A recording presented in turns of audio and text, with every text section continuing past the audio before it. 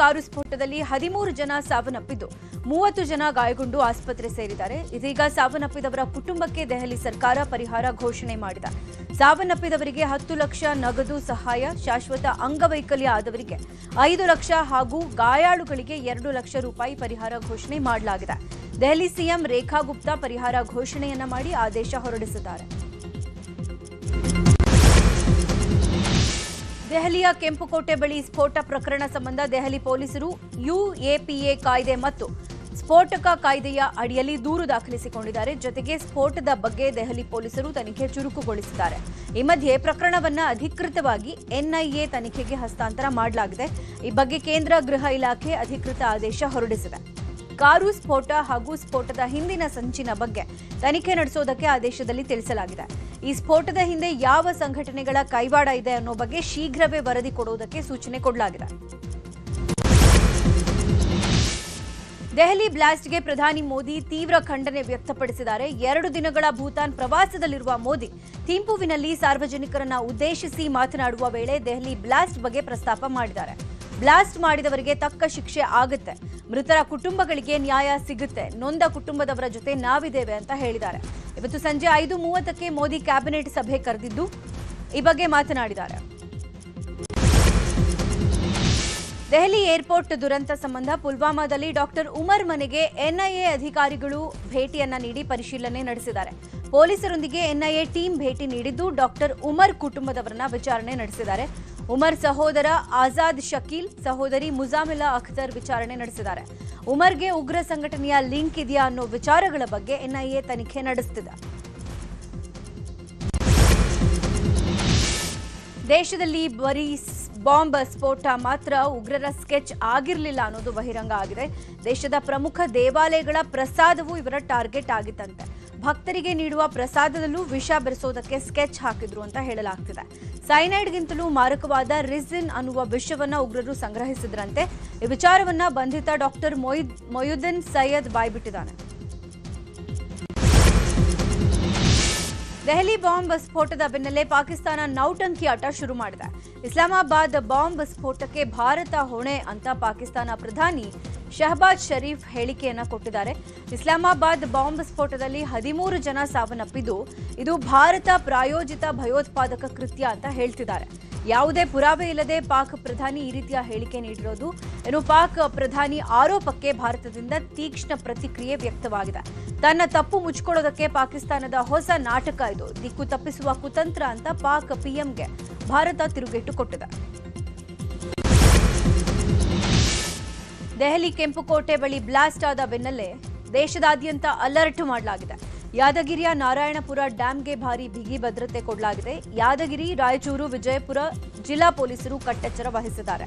ಡ್ಯಾಂನ gate ಮುಂಭಾಗವೇ police ಸಿಬ್ಬಂದಿ ನಿಯೋಜನೆಗೊಂಡಿದ್ದಾರೆ. ಡ್ಯಾಂನ ಒಳಗೆ ಹೋಗುವ ವಾಹನಗಳ ಮೇಲೆ ನಿಗಾ ವಹಿಸಿ ಪರಿಶೀಲನೆ ನಡೆಸಲಾಗುತ್ತಿದೆ. ದೆಹಲಿಯ ಕೆಂಪುಕೋಟೆ ಬಳಿ ಕಾರು ಸ್ಫೋಟಗೊಂಡಿದ್ದು ದೇಶವೇ ಹೈ ಅಲರ್ಟ್ನಲ್ಲಿದೆ. ಈ ಘಟನೆ ಬಗ್ಗೆ ಮೈಸೂರಿನಲ್ಲಿ ಮಾತನಾಡಿರುವ ಪ್ರಮೋದ್ ಮುತಾಲಿಕ್, ಕೇಂದ್ರ ಸರ್ಕಾರ ಆಂತರಿಕ ಭದ್ರತೆಯ ದೃಷ್ಟಿಯಿಂದ ಇನ್ನೂ ಎಚ್ಚರಿಕೆ ವಹಿಸಬೇಕು ಅಂತ ಆಗ್ರಹ ಮಾಡಿದ್ರು. ದೆಹಲಿಯಲ್ಲಿ ನಡೆದಿರುವ ಅನಾಹುತ ಕಡಿಮೆಯದಲ್ಲ, ದೊಡ್ಡ ಅನಾಹುತವೊಂದು ತಪ್ಪಿದೆ. ಅದಕ್ಕೆ ನಾವು ಎನ್ಐಎ ಪೊಲೀಸರಿಗೆ ಅಭಿನಂದನೆ ಸಲ್ಲಿಸಬೇಕು ಅಂತ ಹೇಳಿದ್ರು. ಇನ್ನು ಬೆಂಗಳೂರಿನ ಪರಪ್ಪನ ಅಗ್ರಹಾರ ಜೈಲಿನಲ್ಲಿ ಪಾಕಿಸ್ತಾನಿ ಉಗ್ರರಿದ್ದಾರೆ. ಅವರು ಸ್ಯಾಟಲೈಟ್ ಫೋನ್ ಬಳಸ್ತಾ ಇದ್ದಾರೆ. ಕರ್ನಾಟಕ ಸರ್ಕಾರ ಉಗ್ರರನ್ನ ಘೋಷಣೆ ಮಾಡ್ತಿದ್ಯಾ, ಅವರನ್ನ ಪೋಷಿಸ್ತಿದ್ಯಾ ಅನ್ನುವಂಥ ರಾಜ್ಯ ಸರ್ಕಾರವನ್ನ ಪ್ರಶ್ನಿಸಿದ್ದಾರೆ. ಬಿಹಾರದ 243 ಕ್ಷೇತ್ರಗಳಲ್ಲಿ ನಡೆದ 2ನೇ ಹಂತದ ಮತದಾನ ನಿನ್ನೆಗೆ ಮುಕ್ತಾಯ ಆಗಿದ್ದು ಕೆಲವು ಕಡೆ ಸಣ್ಣ ಪುಟ್ಟ ಘರ್ಷಣೆ ಗಲಾಟೆ ಬಿಟ್ಟರೆ ಬಹುತೇಕ ಕಡೆ ಶಾಂತಿಯುತವಾಗಿ ಮತದಾನ ಆಗಿದೆ. 2ನೇ ಹಂತದ ವೋಟಿಂಗ್ ಮುಗಿತಾ ಇದ್ದಂತೆ ಚುನಾವಣೋತ್ತರ ಸಮೀಕ್ಷೆಗಳು ಹೊರಬಂದಿದ್ದು ಈ ಸಲವೂ ಎನ್ಡಿಎ ಮೈತ್ರಿಕೂಟ ಸರ್ಕಾರ ರಚಿಸುತ್ತೆ ಅನ್ನೋದು ಬಹುತೇಕ ಸಮೀಕ್ಷೆಗಳು ಹೇಳ್ತಿವೆ.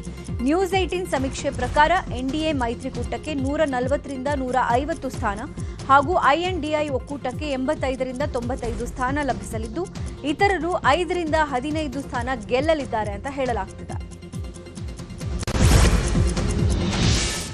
ಬಾಗಲಕೋಟೆಯ ಮುಧೋಳದಲ್ಲಿ ಕಬ್ಬು ರೈತರ ಪ್ರತಿಭಟನೆ ಮುಂದುವರೆದಿದೆ. ಜಿಲ್ಲಾಧಿಕಾರಿ ಜೊತೆ ನಡೆದ 3ನೇ ಸುತ್ತಿನ ಸಭೆಯು ವಿಫಲಗೊಂಡಿದೆ. ಮುಧೋಳ ಪ್ರವಾಸಿ ಮಂದಿರದಲ್ಲಿ ಸುದೀರ್ಘ 6 ಗಂಟೆಗಳ ಕಾಲ ಸಭೆ ನಡೆದರೂ ಕೂಡ ಒಮ್ಮತ ಮೂಡಿಲ್ಲ.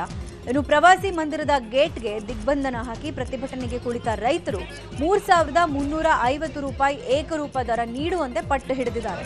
ಜಿಲ್ಲಾಧಿಕಾರಿ, ಎಸ್ಪಿ, ಜಿಲ್ಲಾ ಪಂಚಾಯತ್ ಸಿಇಒ ಸೇರಿದಂತೆ ಅನೇಕರಿಗೆ ರೈತರು ದಿಗ್ಬಂಧನ ಹಾಕಿದ್ದಾರೆ. ಇನ್ನು ಸಭೆಯಲ್ಲಿ ಒಮ್ಮತ ಮೂಡದ ಹಿನ್ನೆಲೆ ಪ್ರತಿಭಟನೆಯನ್ನ ಮುಂದುವರಿಸುವುದಕ್ಕೆ ನಿರ್ಧಾರ ಮಾಡಲಾಗಿದೆ.